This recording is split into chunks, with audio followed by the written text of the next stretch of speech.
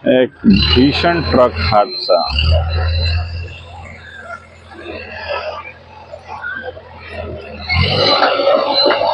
लोग ये बता रहे हैं कि बैरिकेडिंग लगी है जहां पुलिस जांच कर रही है।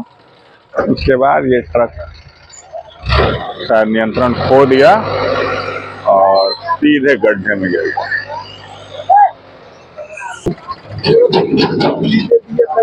खलासी को किसी का भाई नहीं है।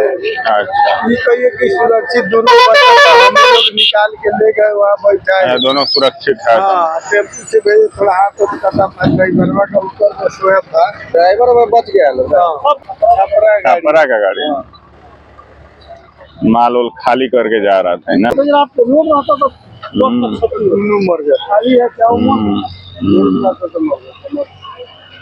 करते करते खींचा है ऊपर चढ़ाने के लिए, जब नीचे उतर गया तब चढ़ेगा।